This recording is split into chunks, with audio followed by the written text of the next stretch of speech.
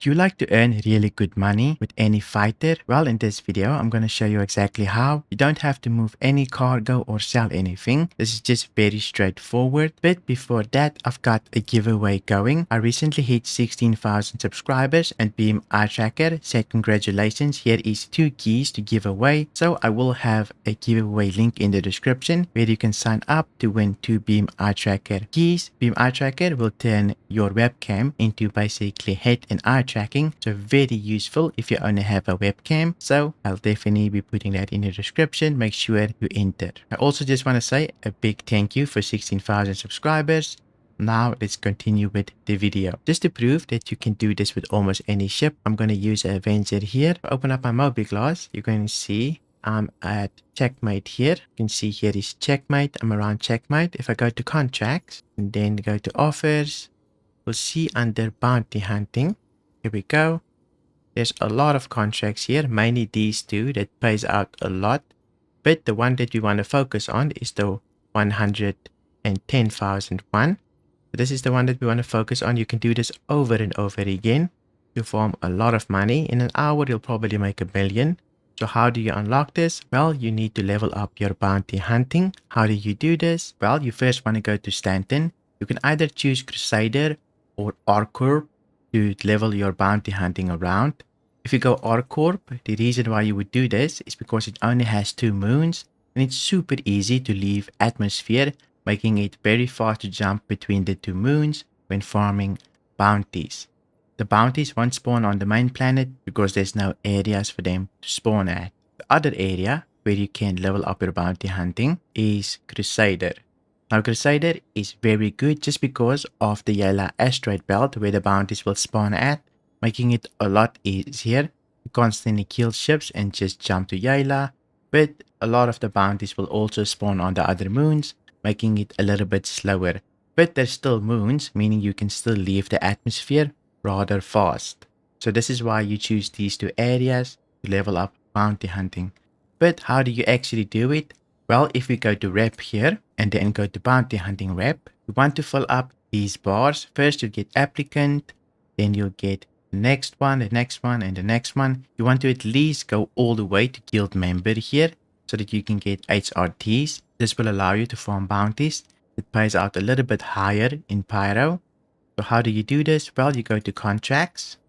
Under bounty hunting here, you'll see that here is a lot of bounty hunting guild member missions. You want to take the one that pays the lowest, and once you reach a threshold, you'll do a verify contract bounty. You'll get access to the new set of bounties. So you just do the one that pays the most each time, and you go up and up until you find HRTs or higher. For example, if I click on the first one here, you can see very low risk targets. And then if we go to the next one here, moderate risk, so MRTs, this one is high risk targets. So about 42k payout is high risk targets. This is the one you want. And eventually you can make your way to very high risk targets. And then you can get 100k ones, which is the extreme risk targets. But once you get here, you probably want to be in Pyro since you'll make way more money there. But now let me show you how to farm the money in Pyro. Now that you know how to level up your bounty hunting, let's take this contract and see what type of ships we get. I already know this one. You can get a hammerhead with this one. Not the most optimal, it takes super long to deal with.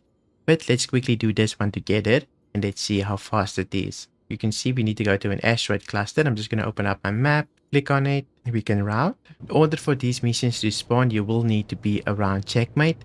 This jump is about 2 minutes long, so maybe a faster quantum drive might help you. But I like to be nice and stealthy so that I can snipe the main target very quickly without the others noticing. We have arrived at our location. Let's quickly take a look at that target. There's our target. It's just a scorpion, I believe, a Scorpius.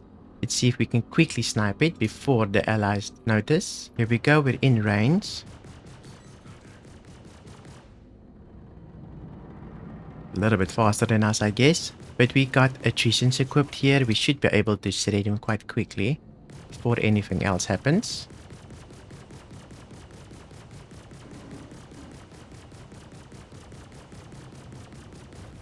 There we go, we've got our kill. We can move on.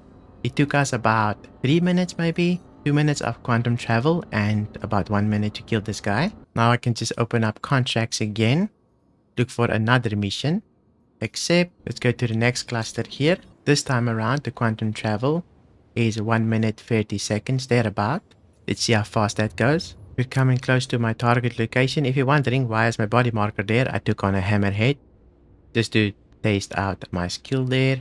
But I noticed that hammerheads take way too long to kill. But let's quickly see if we can kill this target. Here's our target. It's again a Scorpius. Let's see if we can kill it quickly before its allies noticed. I do have a stealthy build. All my components are stealth except for my shields, right? Since I want bigger shields to last longer. Let's see if we can kill this guy. Attritions are a little bit slower, so you will need to close in the distance. I did take a missile as well while approaching. Was a little bit too slow on the draw. But they're not too difficult, these things.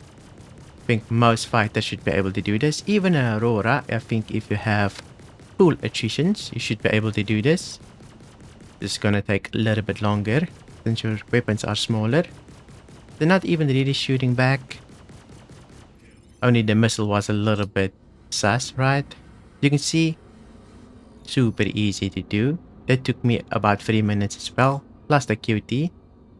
So nothing too crazy. That's already 220,000 right there for about 5 minutes of gameplay, which is crazy. Now we can just open up our contract again. You can see here is the hammerhead I tried to do. But we do not want to try the hammerheads, that take way too long. Not worth the 166,000.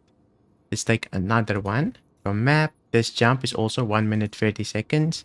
So you're just constantly gonna jump between them. But finally here, you can probably increase your time with a faster quantum drive. But I like my stealth quantum drives to keep me off the radar, so that I can close the distance a lot faster. Just by being here, they can't really see me for now. There we go again. This time around, it's an ion. So a little bit beefier, but it's nothing that we can't handle. Let me quickly kill it. So we're so stealthy that its allies can't see us, right? It makes it a lot easier to fight. Yes, this is the Inferno. I'm not quite sure which is which. Usually I don't play with these bigger ships. But it's a lot easier to deal with them when you're nice and stealthy. Their allies can't just missile you constantly. We already got their shields down just because of our attritions. There we go. 330k just like that. Haven't even been playing 10 minutes yet. But hope you found this guide useful. If you did, give this video a like. Don't forget, we have a giveaway going so that you can win a BMI tracker key. Just take a look at the description to enter. Also, a big thank you to my YouTube members for always supporting the content. I really appreciate it. Thank you for watching and I'll see you in my next video.